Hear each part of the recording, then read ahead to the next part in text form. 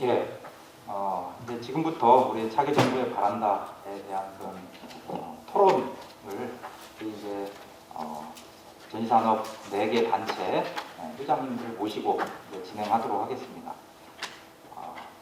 아까 제가 이제 발표한 내용들은 뭐 저의 어떤 또는 우리 학계의 단독적인 의견이 아니라 다 아까 우리 그 업계의 의견을 모아가지고 그런 저희들이 조금 구분을 한 것뿐이지 다 업계에서 이제 요구해주신 그런 내용들입니다. 특히 이제 차기 정부에서 과연 어떠한 방향을 가지고 또 얼마나 우리 전시 산업을 위해서 관심을 가지고 또 의지를 가지고 있는지 또 그 의지를 북돋기 위해서는 과연 우리 업계에서는 어떠한 역할과 노력을 해야 될지 하는 것들에 대해서 조금 우리 이제 협회장님들 또 업계를 대표해서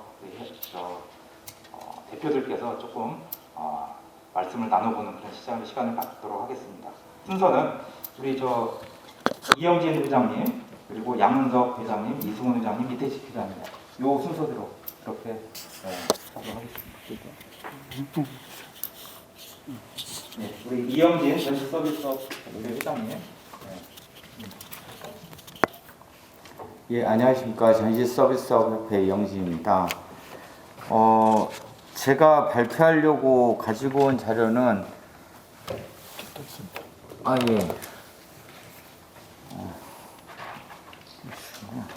예, 여러 가지 있습니다만 시간 관계상 많이 말씀을 못 드릴 것 같고요. 아까 김봉석 교수님께서 말씀하신 것처럼 전시 서비스업자의 법적 지위 회복 부분에 대해서 말씀을 드리겠습니다. 요번에 그 고용유지 지원금이라든가 뭐 재난지원금이라든가 이런 부분에서 고용유지 지원금은 아니고 그 재난지원금이나 긴급경영자금 지원 관련해서 서비스업이나 디자인 설치업의 회원사들이 99% 받지를 못했습니다. 주최자분들도 거의 못 받은 걸로 알고 있습니다만 그런 부분에서 전시산업발전법이 제정이 돼서 저희 디자인설치협회나 서비스협회가 거기에 속해 있다가 2015년에 규제 완화 명목으로 그 전시산업발전법에서 디자인하고 서비스협회 회원사들이 빠졌거든요. 그러다 보니까 그 부분에서 긴급경영자금 지원을 받는 몇 번 나왔습니다만 저희가 전혀 받지를 못했습니다. 그런 부분이라든가 뭐 여러 가지 차원에서 저희가 이 부분에 대해서 어떤 법적인 부분이 해결이 되지 않으면 디자인설치협회도 그렇고 서비스협회도 그렇고 특히 디자인설치협회가 뭐 전시인이냐 아니냐 이 부분에 대해서 굉장히 논쟁이 많은 부분이 있거든요. 지금 양 회장님이 한 번 더 얘기하실 수 있을 것 같습니다만 이런 부분에서 이 부분이 좀 선제적으로 해결이 돼야 되지 않나라는 생각에서 저는 차기 정부의 바란다에 이 부분을 좀 1번 순위로 말씀을 드리고 싶습니다. 그 다음에 죄송합니다. 제가 다 하지 않으려고요. 그 다음에 저희가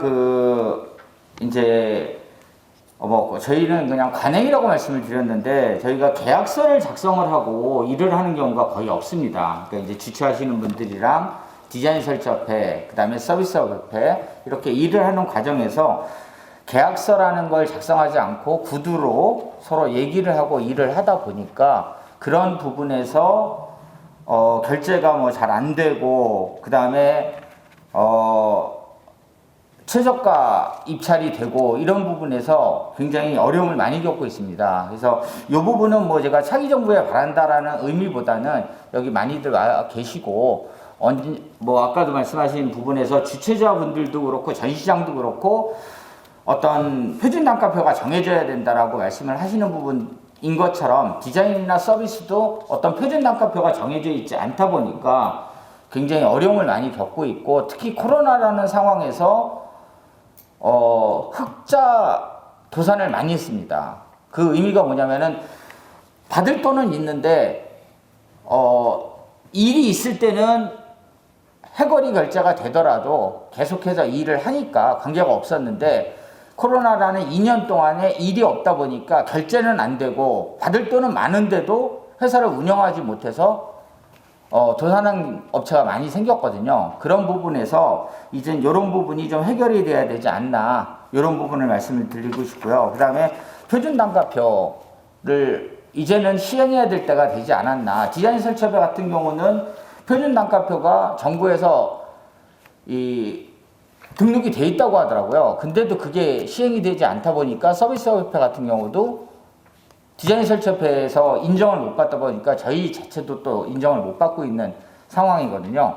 그런 부분에서 좀 신경을 써주셨으면 하고, 지금 진흥회에서 와 계시니까 제가 진흥회나 산자부 쪽에다가 좀 드리고 싶은 말씀은, 고용유지 지원금이라든가 수출 바우처라든가 재난지원금 관련해서 저는 산자부나 진흥회나 주최자협회나 이 부분을 명확히 확인을 안 해보고 2년을 지나갔기 때문에 피해를 입은 업체들이 굉장히 많습니다. 예를 들어 고용유지지원금 진흥회하고 주최자도 하셨는지 모르겠지만 하여간 고용유지지원금을 쓰라고 하셨습니다. 근데 우리 업종에 해당되지 않는 거였지 않습니까? 그게 참 애매했다는 얘기죠. 조금 더 확인을 좀 잘 해보고 이런 거는 어나운스를 해줘야 된다라는 생각을 하고, 수출 바우처 같은 경우도 이것 때문에 제가 지금 굉장히 많이 뛰어다니고 있거든요. 주최자는 많이 해당이 안 되는데 디자인하고 서비스 같은 경우는 수출 바우처가 엄청나게 지금 문제가 되고 있는 게 뭐냐면은 2020년, 2021년도에 전시회를, 해외 전시회를 내보내질 못했습니다. 그러다 보니까 수출 바우처를 갱신을 해야 되는데 점수제도에서 떨어집니다. 쉽게 말씀드리면 수출 바우처를 사용을 해서 우리가 몇 건을 했냐에 따라서 갱신에 대한 점수가 올라가거든요. 근데 2년 동안 전시회를 못했는데 그 점수 제도는 몇 건을 했냐의 점수가 제일 높습니다. 그게 50점 이상이에요. 그렇기 때문에 디자인 설치업체도 그렇고 서비스 업체도 그렇고 수출 바우처를 갖고 있는 저희 업종에서 지금 갱신이 안 되고 있습니다. 그래서 제가 이것 때문에 굉장히 뛰어다니고 있거든요. 그러니까 뭐 표현이 이상합니다만 우리나라 정부는 우리가 뭔가 얘기하기 전에 수출 바우처라는 게 있으니까 이거는 이런 부분이 당연히 코로나라는 부분 때문에 일을 많이 못해서 점수 제도가 안 되겠다. 그러니까 본인들 스스로 이 점수를 낮춰야겠다라는 생각을 전혀 안 하시는 것 같아요. 우리가 울어야 그제서야 맞네요. 60점에서 50점으로 내려드리겠게요. 우리 이자도 마찬가지 아닙니까? 코로나로 인해서 모든 회사들이 매출이 줄고 했는데 매출이 없다고 그래서 이자가 올라가고 있습니다. 그래서 저희가 가서 우니까 그러면은 코로나로 인해서 정부에서 뭐 국회의원들이 얘기를 해주시고 하니까 그 부분을 내리고 있는 그런 상황. 그런 부분에서 저는 정부 쪽에 뭐 이 얘기가 정부에 전달이 될지 모르겠습니다만 우리 같은 업종을 위해서 본인들이 나서서 뭔가를 해줘야겠다라는 생각을 하는 것보다는 우리가 울어야 해주는 그런 상황이 된다라는 자체가 굉장히 좀 답답해서 제가 약간 목소리가 높게 제가 말씀을 드린 것 같습니다. 이상입니다. 네. 이영민 위원님께서 우리 이제 전시 서비스업의 어떤 법적 지위 확보, 또 업계 관행에 대한 좀 해결, 또 표준 단가표를 좀 적용해서 또 이제 수출 바우처의 점수 제도에 대한 그런 것들, 그런데 더 종합적으로 조금 이제 폭넓은 차원에서 이제 정부 차원에서의 좀 관심을 좀 가져달라 하는 이제 그런 말씀을 해주셨습니다. 자, 그다음에 우리 양은석 부장님. 네, 안녕하십니까. 네, 제가 해외에서 입국한 지 이틀밖에 안 돼가지고 자가격리 중이라 줌으로 인사드리기 위해서 송구합니다. 제가 줌으로 하게 인사를 드리는 것 자체가 이제 조금 전 말씀하신 김봉석 교수님께서 말씀하셨던 것처럼 우리가 오프라인과 온라인을 같이 하는 하이브리드에 대한 생각을 할 수밖에 없는 것 같습니다. 저희 디자인 설치 협회가 말씀드리고자 하는 것은 장기적으로는 조금 전에 말씀하신 이영기 회장이 말씀하신 전시산업발전법에 대한 개정을 말씀드리고요. 단기적으로는 지금 당면한 과제들에 대한 빠른 선제적인 조치들이 행정적인 조치들이 필요하다고 말씀을 드리겠습니다.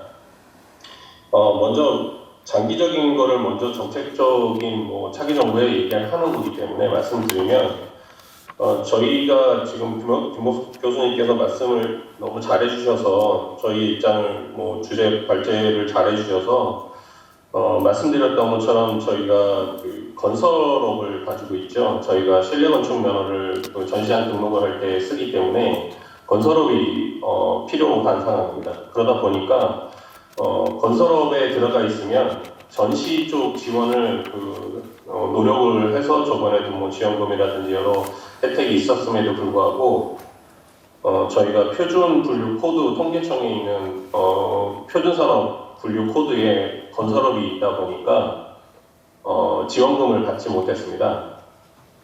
그런 지원금을 받지 못하는 그런 단순한 금전적인 문제뿐만 아니라 정체성에 혼란이 오기 시작하는 겁니다. 그래서 우리가 전시인이라고 하는데 전시인이 아니라 건설인인 건지 전시인인 건지 혼란이 오는 순간이 좀 많았습니다.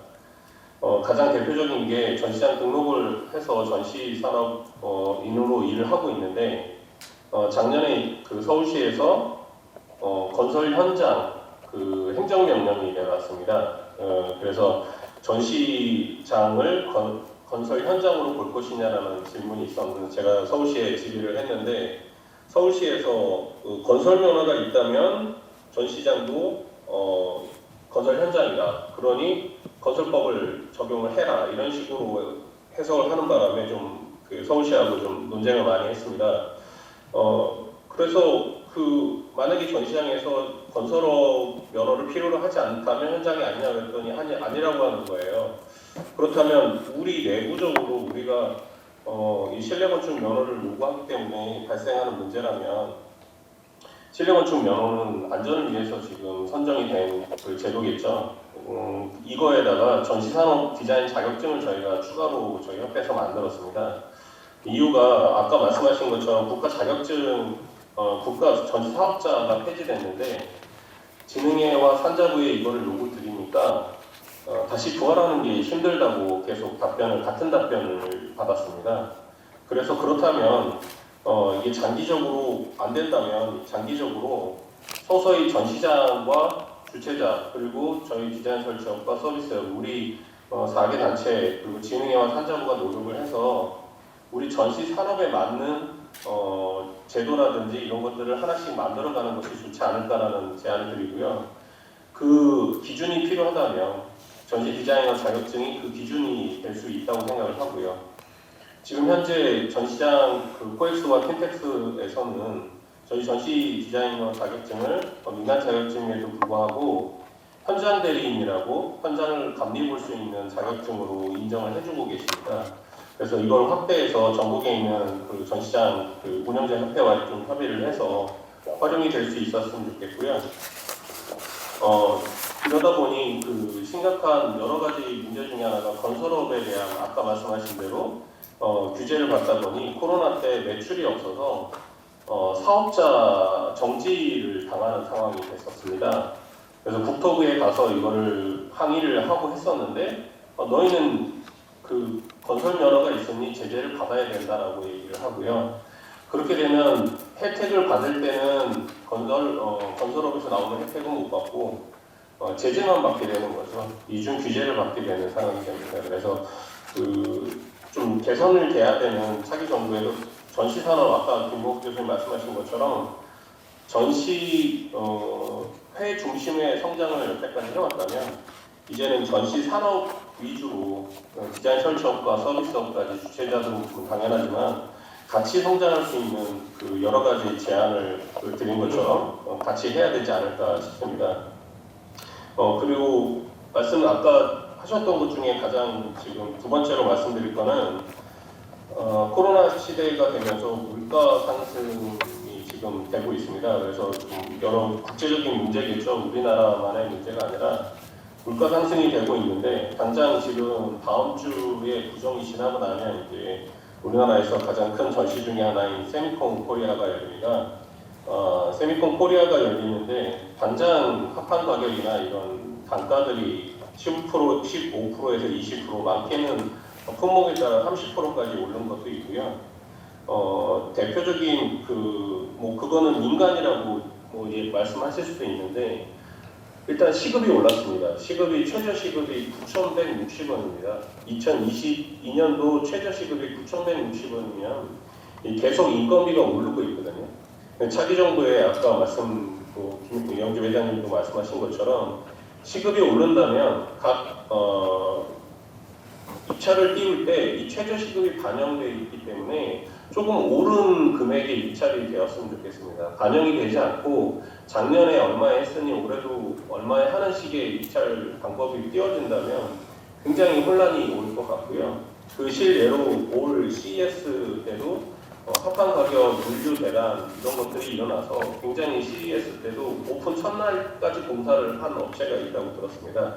그래서 그런 단가적인 문제, 그다음에 인건비에 대한 문제 이런 실질적인 문제들에 대해서 좀 다뤄야 된다고 생각을 하고요. 그리고 가장 큰 것 중에 하나가 지금 그 전시산업발전법 개정을 좀 요청을 드립니다.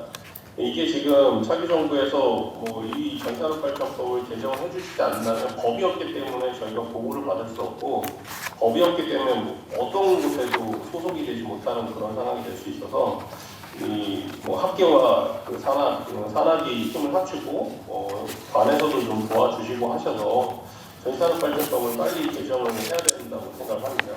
조금 전 이영진 회장님 말씀하셨던 것처럼 수출 바우처권을 말씀하셨는데 실적이 없으면 수출 바우처를 받을 수가 없어요. 그러면 상가 업체들도 수출 바우처를 쓸 수가 없습니다. 그러면 정부에서 요구하는 국내로 아까 말씀하신 것처럼 국내로 쓸 수 있게끔 전환을 했다고 하지만 쓸 수 있는 상황이 안 되는 겁니다. 이걸 받을 수 있는 수행기관들이 자격이 안 돼서 갱신을 못하는 일들이 발생을 하고 있거든요.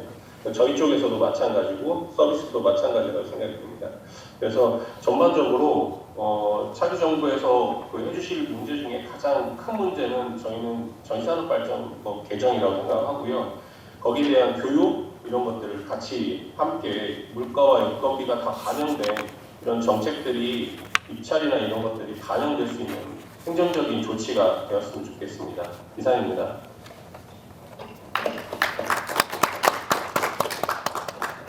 예, 우리 양은석 부장님께서는 일단 이제 정체성 혼란, 또 어떤 지원금 미비 이런 것들에 대한 문제점들을 좀 말씀해 주셨고, 또 우리 전산업계가 공동으로 발전할 수 있는 그런 이제 방식, 그리고 또 인건비 상승이나 또 재료비 상승으로 인한 어떤 이런 것들이 반영된 입찰 가격의 어떤 현실화, 그리고 또 이런 것들을 포함하는 전산업발전법의 개정에 대한 그런 말씀을 해주셨습니다. 자, 그 다음에 이제 우리 이승훈 전시주재협회 회장님께서 이제 말씀을 부탁드립니다. 네, 안녕하십니까. 소개받은 한국전시주재협회 이승훈입니다. 오늘 너무나 이제 뜻 깊은 자리인데요. 이렇게 좋은 또 발제를 해주신 정말 유익한 발제인 것 같습니다. 여태까지 제가 전시 산업 정책 관련된 발제를 많이 들어봤지만 가장 체계적으로 잘 정리되어 있고 압축되어 있는 발제가 바로 오늘의 이 김보수 회장님의 발제가 아닌가 싶습니다. 이 대전략을 4가지로 주셨어요. 전시 기업의 성장 촉진을 위한 지원 체계 구축, 그다음에 전시 인프라 환경 개선, 그리고 지속 가능한 생태계 구축, 제도 정비 이렇게 해주셨는데 결국은 이 과제는 이제 우리 업계와 또 정부, 또 공공, 또 우리 여기 이 자리에 있는 우리 5개 단체뿐만 아니라 이 자리에 함께 계시지 않지만 우리 전시산업진흥회, 그리고 코트라, 무역협회, 이 유관 단체들이 다 함께 풀어야 될 이제 그런 문제인 것 같습니다.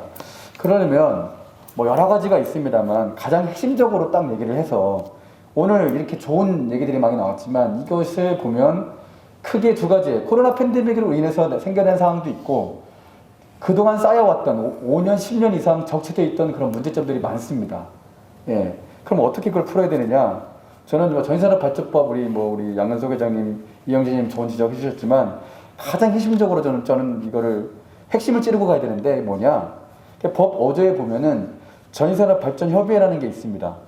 기능은 뭡니까? 전시산업 발전 계획, 전시시설 건립 증설, 전시산업 경쟁력 촉구 이런 것들을 다 여기서 심의하는데 그럼 이 심의의 구성이 어떻게 되느냐? 시행령 구조에 보면 산업부 장관이 추천한 자, 광역시도지사가 추천한 자 끝입니다. 그럼 전시산업 발전에 과연 그 당사자인 업계와 전시산업 발전에 대해서 늘 고민하고 있는 그런 산업 플레이어들은 다 배제하고, 죄송한 얘기지만 산업부의 담당 공무원들이 굉장히 열심히 하시고 역대 어느 그 분들보다 열심히 하고 계시지만 전시산업 전문가가 아니지 않습니까? 그죠? 예. 광역시도지사 더더욱 마찬가지입니다.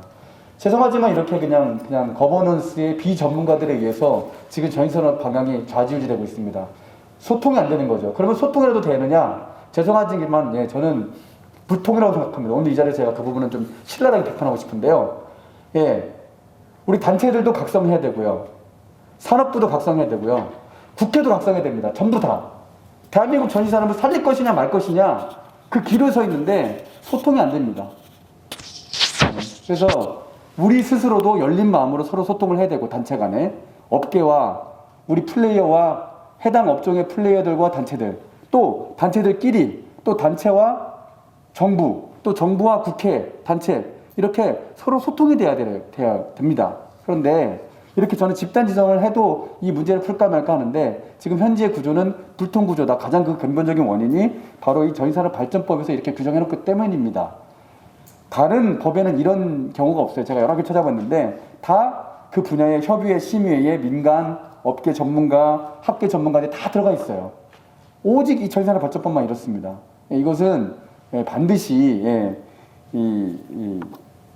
개정이 돼야 되고, 저는 산업부에서 직접 고쳐주시길 저는 기대합니다. 예. 그리고 이제 두 번째로 나머지 부분은 저는 저기 단체장님들의 의견에 다 동의하는 바이기 때문에, 그다음에 또 한 가지 이제 측면에서 우리가 뭘 고민해야 되냐, 저는 세부적인 어떤 그런 의견을 드리기보다는 이 모든 것을 동의한다는 전제 조건 하에, 자, 아까 이제 우리 김봉석 교수님도 이제 그 지적했듯이 우리가 뉴노멀 내지는 그 과연 코로나 이전으로 과연 돌아갈 수 있을 것이냐, 돌아가지 않고 또 다른 그런 새로운 패턴이 나타날 것이다. 그리고 당장 우리 전시의 현장만 들여보더라도 이제 하이브리드가 이제 많이 나타나고 있지 않습니까? 근데 그 하이브리드에 대해서 저는 오프라인을 기반으로 한, 그리고 온라인은 그것을 지원하는 이런 방향으로 설계가 되어야 우리 업이 가장 근본적으로 전시업이, 저는 앞으로도 저는 계속적으로 이 산업은 지속되고 성장할 수밖에 없다고 생각하는 것이, 이 비즈니스 거래는요 대면이 아니면 되지 않습니다. CS 작년에 2021년도 CS 기억하십니까? 노딜이었습니다. 그들이 이겼어요. 온라인 CS 실패했다라고. 전 세계에서 가장 큰 무역 박람회가 지금 캔톤페어입니다. 중국에 있는 광저우에 캔톤페어 온라인으로 했습니다. 그들 스스로 인정했습니다. 노딜. 아무런 성과가 없었다.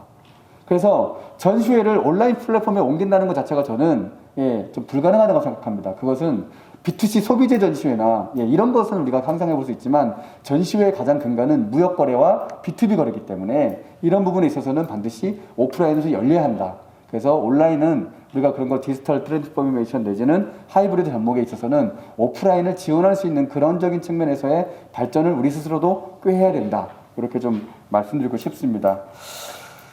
두 번째로 이제 토론이 아니고 이제 제가 조금 더 이제 새로운 얘기를 드리고 싶습니다. 여러분, 아놀드 토인비가 이렇게 말을 했습니다. 그분이 쓰신 역사의 연구에서, 자, 문명이 흥망성쇠하는 것을 쫙 이렇게 분석을 해보니까 결국은 이 키워드로 정리되더라. 바로 도전 그리고 응전이라는 단어로 정리되더라는 것입니다. 계속 세상은 새로운 것이 바뀌고 새로운 힘이 나타나고 새로운 환경이 나타나고, 그랬을 때 늘 우리는 그런 도전에 직면하게 되는데, 결국 발전하는 인류, 살아남는 인류, 문명은 거기에 잘 응전하는 그런 집단이더라. 그런 문명이더라. 저는 우리 전시 산업계도 그렇게 되기를 간절히 기원하는 마음에서 오늘 이 그 PPT를 제가 띄웠는데요.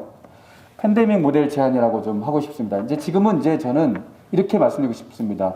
이제 우리는 팬데믹 시대에 그냥 우리가 살고 있다. 그러면 팬데믹에 맞는 과연 비즈니스 모델은 무엇인가? 이제는 그런 부분도 우리는 함께 고민해야 된다라고 생각하는 차원에서 이렇게 말씀을 드리는 건데요. 팬데믹 시대에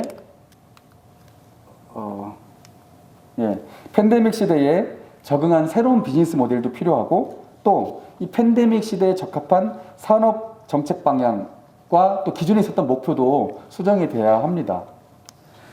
국내 전시회 통계를 보니까 2019년에 650건, 이게 전산업진흥의 통계입니다. 650건 개최가 되었고 20년도에는 288건, 그리고 21년도에는 550건 이렇게 개최됐습니다. 그런데 매출 추이를 보면은 2019년도에 4조 4,500억, 그리고 20년도에 1조 8,500억 원 정도, 2021년도는 저는 개인적으로 제가 그냥 계량 모델로 돌려봤을 때 약 2조 5천억 원 정도로 추정을 하고 있습니다. 어쨌든 반토막이 났습니다.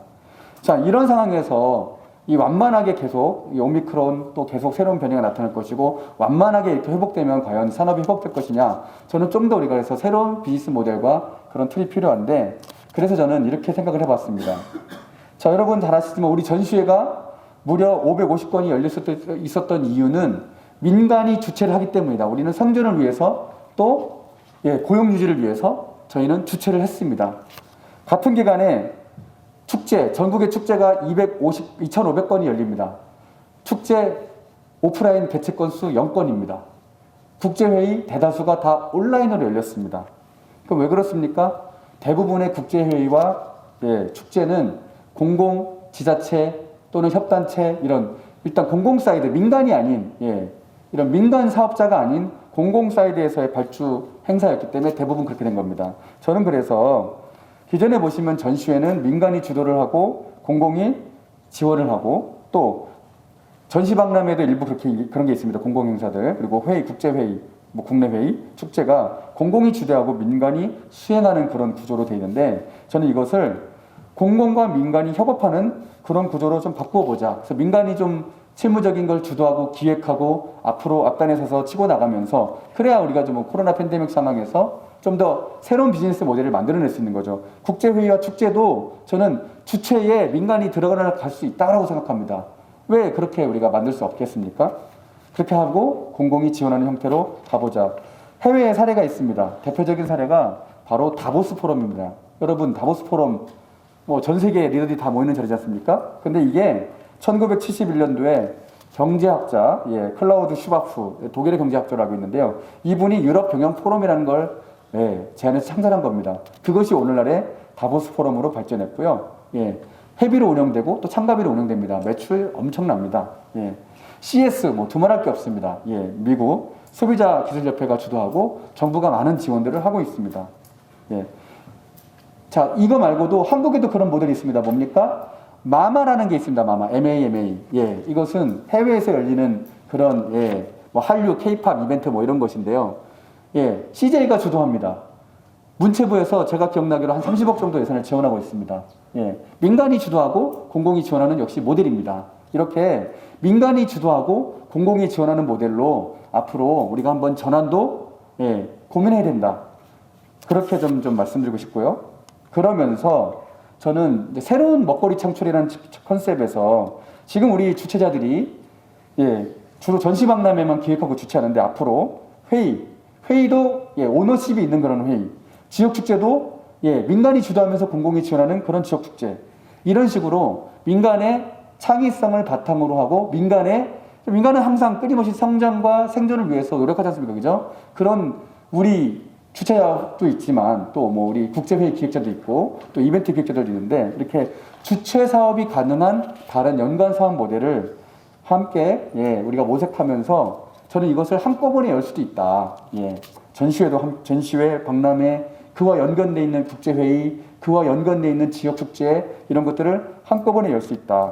그랬을 때 이 행사의 파이가 커지고 이 수익 창출이 커지고, 그로 인한 정책적인 목표는 결국은 지역 경제 활성화, 고용 창출, 일자리, 그 다음에 수출 뭐 이런 거 아니겠습니까? 그런 것들을 좀 더 종합적으로 잘 달성할 수 있다. 이렇게 좀 오늘 이 자리를 통해서 제안드리고 싶습니다. 이상입니다.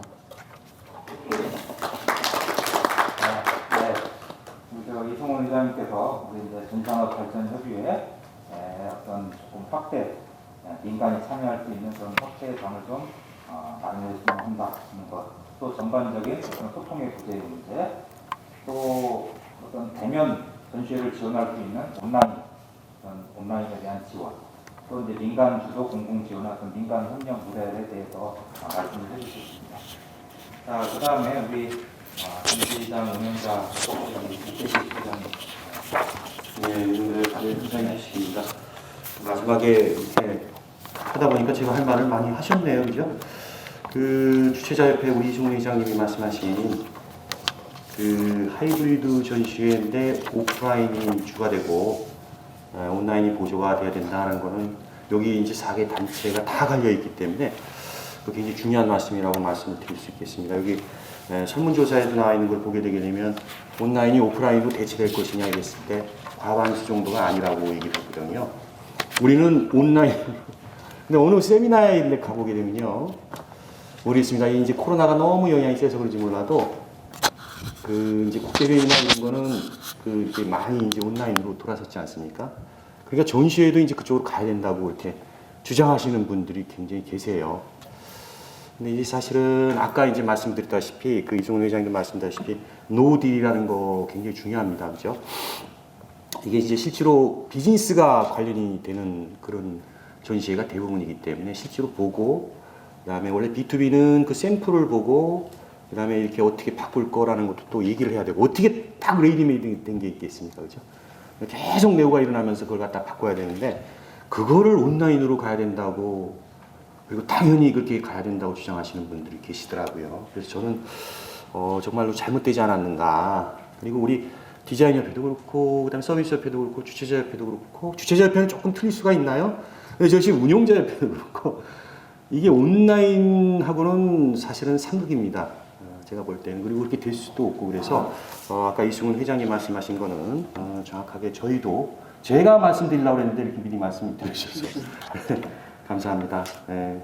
여러분들도 사실은 다 지금 이게 오프라인이 사실은 가야지 우리 전시회 쪽은 이게 좀 틀린 것 같아요. 이제 국제회의라든가 아니면 지금 학교에서 줌으로 받는 거 있지 않습니까? 지식을 일방적으로 전달하는 거, 그다음에 거기서 질문 받고 이러는 거, 비즈니스가 해당이 안 된 거는 그 대체가 어느 정도는 가능한 것 같은 느낌이 듭니다. 그렇지만 우리 전시회는 오프라인이 주가 돼야지만 그 원래 목적에 부합한다는 말씀을 한번 좀 드리고 싶고요. 그다음에 저는 이제 방역에 대해서 좀 말씀을 좀 드리고 싶습니다. 우리가 이제 전시장 운영자 협회 이제 각 전시장을 갖다 운영하다 보면요, 이제 불합리한 사실은 방역 지침이 굉장히 많이 나오고, 아까 이제 우리 이승훈 회장님이 또 소통 문제를 말씀하셨잖아요. 이제 그거를 책임지고 아니면 그 방역을 갖다 해주는 데가 이제 중앙정부도 있고요. 그다음에 그 밑으로 내려와서 지자체에도 시가 있는가 하면 그 밑에 이제 구 단위가 또 있어요. 이게 다 미뤄요. 그리고 애매모호하게 표현을 해놨기 때문에 마지막에 있는 공무원들은 책임을 안 질라는 게 있습니다. 당연히 책임을 안 질라고 그러겠죠. 왜냐하면 그런 행사를 이렇게 좀 무리를 한다고 그러면 좀 이상하지만 이렇게 적극적으로 수용을 해서 해주는 게 난지, 아니면 막고 아예 문제가 없게 하는 게 난지를 여러분들 스스로 간에 이렇게 해결되게 되면 당연히 그럴 수밖에 없어요. 거기는 문제가 안 일어나게끔 하는데, 사실은 그렇기 때문에 구마다 틀리고 그 허가해 주는 것들이요. 그래서 굉장히 불합리한 점이 많다. 그래서 저는 이제 우리가 2020년에 이제 코로나가 처음 나오게 됐을 때 사실은 4개월에서 5개월을 전시장 문을 닫았습니다. 아예 못하게 하는 바람에. 작년도에는 어떻게 됐느냐? 작년에는 닫게는 안 했는데 단계를 확 올려버렸어요. 그러니까 똑같은 효과입니다. 그게 이제 전시회 하다가 굉장히 방역 지침이 강화가 되게 되면 이렇게 스퀘어 미터에 들어갈 수 있는 인원도 제한되어 있죠, 그렇죠? 그다음에 뭐 여러 가지 많은 그걸 해놓고 뭐 어디에 허가도 받아야 된다라고 해놓고 이래서 그걸 중간중간에 다 허가를 안 해주는 쪽도 많이 있고 그렇더라고요. 그래서 이제 앞으로 차기 정부가 되게 되면 이게 이제 코로나가 빨리 잠식이 됐으면 모르겠는데 앞으로도 모르겠습니다. 올해도 있을 것 같고 내년에도 어느 정도 있을 것 같은데 점점 약화되잖아요. 그러니까 저희가 바라는 것은 여기 2년 동안 저희가 경험을 해봤지 않습니까? 그래서 저희 백화점 지금이나 쇼핑몰 정도의 수준으로 우리 전시장을 갖다가 방역 지침을 해주게 되게 되면 우리가 이제 전시회라든가 여러 가지 행사를 하는데 굉장히 도움을 받을 것이다.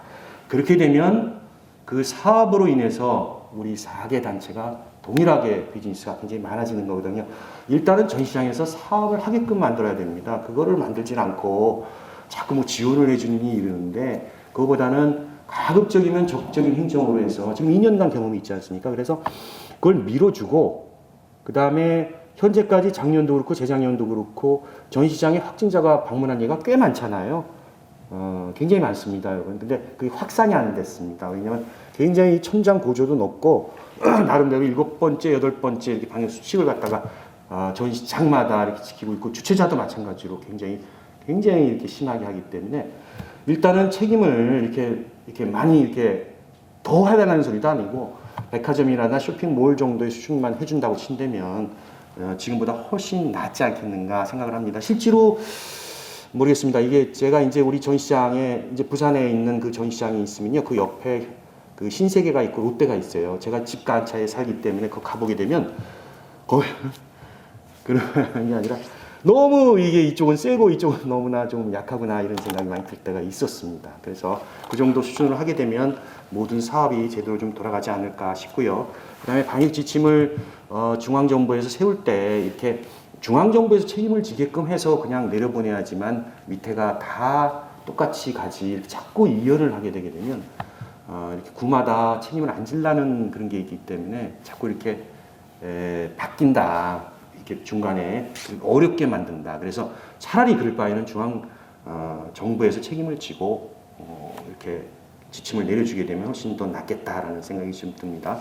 그 다음에 이제 각 전시장별로는 공연장이 있을 수가 있어요. 오디토리움이 있을 수가 있는데 그게 대부분 전문 공연장이 아니고 비전문, 비정규 공연장입니다. 왜냐하면 공연장이라 하면 거기에 들어가는 기술자라든가 상주 인력이 굉장히 많아야 됩니다. 굉장히 까다롭고요. 근데 이제 사실은 전시장에 붙어 있는 오디토리움이라든가 공연장들은 그거 말고 전시회 부속적인 걸 하면서 이번에 같이 공연을 하는데 이거는 공연은 그러니까 이제 정규는 해주게 해놓고 비정규는 또 못하게 하고 이런 경우가 굉장히 작년, 재작년에도 굉장히 많았었어요.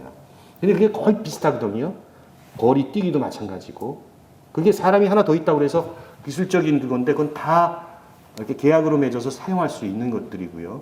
근데 방역에는 그게 큰 영향을, 왜냐면 자리 건너뛰기 하면 되는, 그걸 인류적으로 막더라고요. 그래서 그런 쪽 측면에 있어서도 뭔가 좀 이해가 있어야 되는 게 아닌가. 아까 이승훈 회장이 말씀하신 소통 관련된, 아니면 전문가들에 대한 이해가 실제로 와서 보든가, 이런 쪽 측면에 있어서도 좀, 세부적으로 지침을 갖다 좀 잡아주셨으면 좋겠다는 거고요. 그 다음에 이제 우리가 코로나 때문에 이제 해외 전시, 그러니까 이렇게 국제 전시회라든가 이제 국제 회의 이런 것들이 굉장히 쫙 줄어들었잖아요. 그리고 대부분 국제, 그러니까 이게 해외 참가 업체들은 여기 있는 지사들이 대부분 참가하더라고요. 근데 요거 그때 하셨지 않습니까, 그죠? 그 패스트트랙을 산업부에 해서 굉장히 어렵게 데리고 오셔서 이렇게 하시는 전시회도 있었어요. 근데 그게 되게 어렵더라고요, 되게. 근데 이제 앞으로는 금년도는 그걸 좀 더 적극적으로 좀 해주셨으면 좋겠어요, 패스트트랙을. 우리도 지금 엑스포 많이 갔다 왔는데 패스트트랙 받은 사람도 많고 그렇지 않습니까, 그죠? 그래서 무조건 일률적으로 무조건 안 돼 이러지 말고 그것도 참 분류를 해서 가급적이면 전시회를 살린다고 친다면 전시회가 사실은 우리 내국만 하는 그런 전시회가 아니잖아요. 산업부에서 지원하는 이유는 수출 아닙니까, 그죠?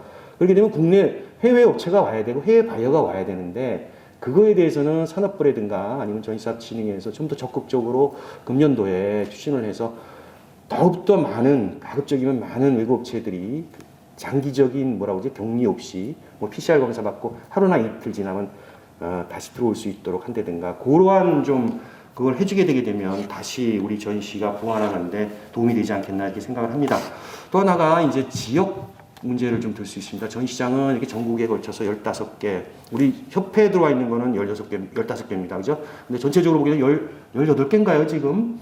이렇게 굉장히 많이 지어졌는데, 그게 이제 서울이 이제 수도권이라는 데가 있고요. 그 다음에 밑에 이제 지방 전시회장이 있습니다. 그래서 이제 그게 수도권은 항상 수요가 넘치고 지방은 항상 수요가 없어서 이렇게 굉장히 마케팅을 많이 해야 되는 그런 상황입니다. 어느 전시장은 지금 금년도에 들어와 있는 잡혀 있는 거에 대기가 똑같은 숫자의 대기가 있고 어느 전시장들은 그게 가동률이 뭐 20%나 뭐 이렇게 되는 바람에 여러 가지 행사를 하면서 그걸 끌어올리죠, 그죠? 그래서 지방 쪽에 새로운 정부가 오게 되면 더 많은 지원 내지는 이런 거를 좀 해야 되지 않겠는가라는 생각이 좀 들고요. 그런 의미에서 이번에 전시사업진흥회에서 20억 예산을 들여서 지방에서 개최되는 전시회를 지원해 준다는 것은 굉장히 시의적절한 사업이라고 생각하고 그게 오랫동안 계속됐으면 좋겠다는 생각이 듭니다. 자, 저희는 이 정도까지만 말씀드리겠습니다. 감사합니다. 네, 이차재 기자님께서는 지금 오프라인 부서지고 온라인 부서지는 그런 전시 행사 그리고 적극적 행정을 통한 방역 문제에 대한 것들 특히 좀 쇼핑몰이나 백화점 수준의 어떤 완화에 대해서 말씀해 주셨고 또 이제 어떤 갈팡질팡하는 그런 책임 소재를 좀 해결하기 위한 중앙정부 차원의 어떤 방역 지침에 대한 책임에 대해서 말씀해 주셨습니다. 또 오디토리움의 어떤 정체성, 그런 전시장의 부속시설로서 좀 이해를 해달라 하는 것들, 또 해외 참가 업체나 해외 참관객들에 대한 어떤 패스트 트랙 좀 확대를 시켜달라. 그리고 또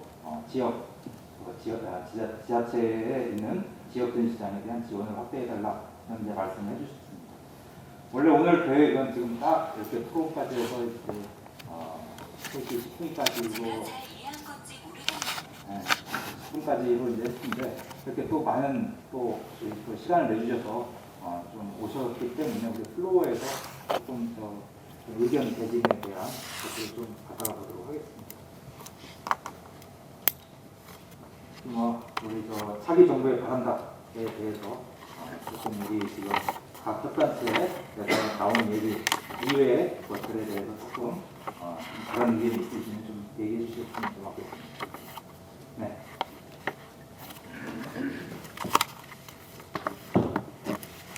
네, 킨텍스 마케팅 실장 김용입니다.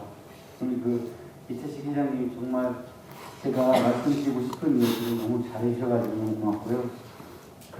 약간 성을 드리면 제가 2020년도에 정부의 셧다운 조치로 전시장 문을 못 여는 게 129일입니다. 1년 365일로 계산하면 35%가 되죠. 이 모든 사항을 저희는 전시장이라는 그런 이름 하에 아무런 얘기도 못하고 주최자들한테는 임대료를 감면해주고 숙사 유약금도 못 받아야 되고요. 그리고 또 주최자 입장에서도 보면은 전시회도 못했는데 그죠? 임대료를 줘야 되는 그런 상황이 발생했어요. 근데 여기에 정부는 어디 있었나요? 민간끼리 알아서 해결하라는 그런 스탠스를 취했는데 이런 것 좀 지양이 되었으면 좋겠습니다. 정말 코로나는 재난과 같은 상황입니다. 킨텍스 예를 들면 2020년도에 전시장 가동률 18%, 그 직전 연도에 62%였거든요. 굉장히 철저하게 어떤 행사에 배제다 보니까 저희가 공개적으로 말씀드리지만 적자가 234억이었습니다. 이건 어디 있는지 말도 못하고 저희가 홀로 감내해야 됐어요. 2021년도 비슷한 상황이 연출됐습니다. 아까 회장님께서 말씀 주셨지만 정부의 셧다운 조치는 없었지만 단계가 올라갔습니다. 결국은 전시장을 열었지만 행사가 안 오는 그런 상황들이 발생했고요. 여기에 저희 전시장들은 그냥 감내를 해야 됐습니다. 이러한 상황들, 우리 전시업계의 생태계를 위해서도 정부가 적극적으로 도와주시라. 왜냐하면 저희 전시 사업자들 보면은 대부분 전시시설 사업자 말고는 소상공인입니다. 근데 정말 노래방이라든지 식당이라든지 그런 소상공인에 대해서는 굉장히 많은 관심을 가지면서 저희가 커다란 잘못을 했나요? 여기에 재난과 같은 상황이니까 적극적으로 지원을 해주십시오. 매출이 직전 연도라든지 굉장히 떨어지는 기업들, 정말 아까 회장님 말씀하셨지만 고용주지 지원금은 고용노동부에서 지원하는 금액인데 사실은 정부에서의 컨트롤 타워가 높다 보니까 그런 것 같아요. 산자부에서 지원해야 되고 문체부도 있고 고용노동도 있다 보니까 사실은 일원화된 지휘체계를 갖지 못해요. 그래서 차기 정부한테 바라는 것은 뭐냐면 이 전시사업 도약을 위한 정책 비전이잖아요. 컨트롤 타워 하나로 만들어 주십시오. 두 번째로는 제대로 중요한 두 번째인데요. 저희 전시장이 직면하고 있는 여러 가지 것들 중에 많습니다만 그 제도적인 면에서 저희가 지출법이라는 게 있습니다. 지방자치단체 출자 출연기관 운영에 관한 법이에요. 이게 뭐냐면 줄여서 지방출자출연법인데 이 법의 취지가 뭐냐면 경영을 합리화하고 투명하게 경영해서 여기 그 지역민들한테 서비스 증진을 하라. 이게 법 취지입니다. 저희 그 전시장은 우리 회장님도 나오셨지만 글로벌 경쟁을 해야 됩니다. 시설 경쟁력을 갖추고 있어야 돼요. 그런데 어찌 보면 시설을 좀 더 개보수하고 디지털 사이니를 드리고 아까 디지털 트윈이라는 이런 고급적인 시설, 고급적인 시설도 아니에요. 국제적인 컨벤션, 컨퍼런스 그리고 또 국제적인 주최자들이 요구하는 그런 조건입니다. 이걸 맞추기 위해서는 투자를 해야 되는데 이 투자를 못하게 생겼어요. 돈이 없기 때문에. 그래서 그 지방 출자 출연법에 의해서 왜냐하면 지자체에서 보기에는 이게 과잉 투자로 보일 수밖에 없잖아요. 그래서 전산업 발전법이 됐든 중앙정부에서 특별법으로 제정했던 이런 전산업 발전법에서 우리를 좀 보호해 주시라. 이런 말씀을 꼭 드리고 싶습니다. 그래서 하나의 방법은 간단합니다. 행안부가 관리라든지 규제 위주로 되어 있잖아요. 지자체를 관리하니까. 행안부가 만든 법이거든요. 사실은 이 법에서 저희 그 전시 컨벤션센터는 예외 시설을 주시면 됩니다. 예외 시설을 주셔서 이 법 제정 이전에 2016년 이전에 상태로 되돌려 놓으시면 됩니다. 그러면 저희가 시설 투자도 열심히 하고요. 전시 주최자분들이 원하는 그런 시설을 맞추기 위해서 노력을 할 겁니다. 그리고 또 저희가 어찌됐건 지금 여러 가지 상황을 보면 상생이라든지 이런 내용을 들을 때마다 가슴이 덜컹덜컹 내려앉습니다. 이게 뭐냐면 저희가 투자를 해야 되는데 그 우리 직원들한테 물어보니까 향후에 킨텍스에 개보수 비용만 1,000억 든대요. 10년 뒤에. 정확하게 연차별로는 모르겠지만 브레이크다운하면 연간 100억 원 정도의 개보수 비용이 듭니다. 그러나 지금 저희한테 무언의 압박처럼 느낀 것은 임대료 위약금은 당연히 돌려줘야 되고 임대료는 동결을 해야 되고 이러한 상황들이 다가오고 있어요. 사실은 우리가 시설 경쟁력을 갖추지 못하면 우리 전시 질적 저하가 불보듯합니다. 저희 그 직원들 인건비 높이자는 게 아니에요. 사실은 어디 망가지면 고쳐야 되고 떼어야 되는데 그런 기본적인 도를 위해서 우리가 어느 정도의 비용이 필요한데 그것조차 우리가 감당할 수 없을 정도로 저희가 연 2년 동안 적자 상황입니다. 전국 전시장이 비쌀 겁니다. 그리고 마지막으로 제가 너무 기는 것 같아가지고요. 지금 그 CES 아까 그 회장님 말씀 주셨잖아요. 1월 5일부터 8일까지 제가 그 코트라하고 그 CES의 제 첫 번째 한국관을 만들었던 사람이기 때문에 정말 애착이 많이 갔는데요. CES 이후에 첫 번째 나온 기사가 뭔지 아십니까? CES 참석자의 70여 명이 코로나에 확진돼서 이 사람들 철저하게 정밀검사 받아야 된다. 이러한 기사였어요. 저희가 뭐 엄청나게 잘못한 거 아니잖아요. 묵묵하게 무역진흥을 위해서 노력했던 그런 결과가 정말 너네 전시장 조심해야 돼. 전시 갔다 오면 이런 병원에서 와. 전파하잖아. 이러한 느낌의 그런 뉴스 보도 정말 바람직하지 않습니다. 정말 우리 정말 힘줘서 말하고 싶은 것은 그 이사회 회장님 아까 말씀드렸지만 전시장 방역체계가 4단계로 되어 있어요. 마트 QR 찍고 가면 바로 들어갑니다. 저희 4단계. 그럼에도 불구하고 지난 18일부터 적용되는 그런 시설 보니까 방역 패스 예외 시설에서 또 적용이 안 되더라고요. 정말 킨텍스를 비롯한 정시장처럼 그렇게 방역 시설을 제대로 하는 곳이 한 군데라도 나와 있다면 저는 그 포기하겠습니다. 그러나 정말 열심히 해왔잖아요. 베네핏은 주지 못할 망정 여기에서도 예외시설을 두면 지금 그 전국의 그 가장 많은 전시 중에 하나가 그 유아를 위한 그리고 또 베이비 임산부를 위한 그러한 전시가 있습니다. 임산부들은 기본적으로 그 접종을 못 한다고 그래요. 안 한다고 그래요. 그런데 그분들한테 방역 패스를 적용한다는 것은 너네 이 전시 하지 마. 그런 얘기가 똑같잖아요. 유아수 전시도 마찬가지잖아요. 그래서 전시장만큼은 무역시설로 보셔가지고 예외시설로 인정을 해주십사. 이거 차기 정부한테 정말 그 부탁을 드리고 건의를 드리는 바입니다. 이상입니다. 네, 우리 저 김택수 김용우 실장께서 아주 울분을 토하시면서 말씀을 해주셨습니다. 특히 어떤 우리 이 방역에 대한 것들 또 이런 것들을 또 잘 컨트롤할 수 있는 컨트롤 타워가 없기 때문에 이렇게 우왕좌왕한다 하는 것들, 또 우리 전시장을 전시 시설을 어떤 무역 시설로서 좀 봐달라 하는 것, 뭐 아까 우리 이태식 회장님의 말씀에 이어서 그런 말씀 해주셨습니다. 자, 지금 20분 됐는데 이제 혹시 딱 한 분만 뭐 혹시 제가 한번 간단히 말씀드릴게요. 네네.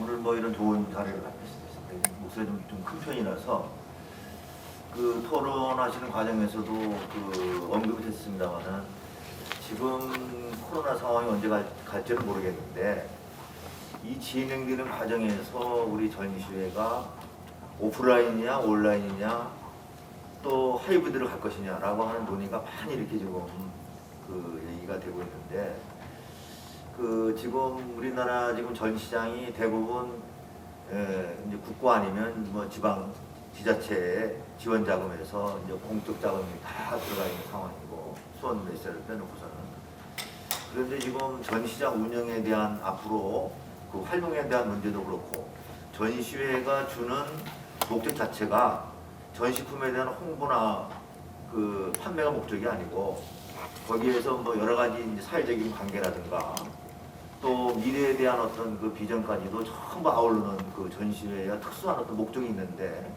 이런 목적이 좀 코로나로 해서 간과되는 것 같아요. 그러다 보니까 뭐 이게 이제 하이브리드로 전환될 것이다. 또 앞으로 최종적으로는 온라인으로 전시회 가는 게 아니냐 이런 잘못된 시그널을 이 새로운 정부에다가 우리 주최자들이 이렇게 줘서는 굉장히 앞으로 큰 문제가 발생될 것이다.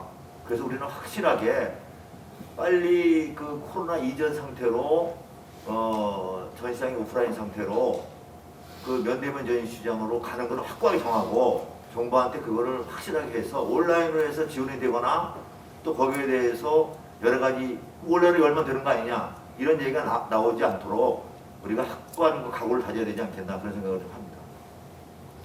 네. 네.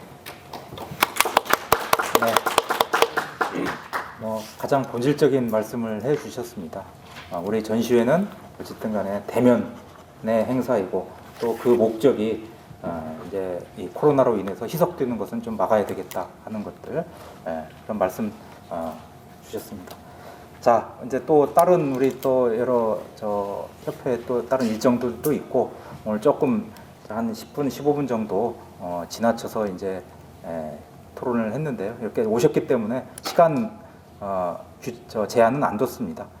자, 우리 이렇게 여러 가지 지금 오늘 말씀을 주셨는데 이렇게 또 정부 그리고 또 우리 전시 사업자, 전시업계가 공동으로 또 서로 협력하고 소통을 한다 하면은 우리 이 코로나에도 불구하고 우리 전시산업은 지속적인 성장이 있을 거다라고 이제 확신을 합니다. 자, 오늘 차기 정부에 바란다 토론회 여기서 마치도록 하겠습니다. 감사합니다. 네, 마지막으로 단체 기념 촬영을 진행하러 가겠습니다. 참석하신 모든 분들은 앞으로 나와주시면 감사드리겠습니다.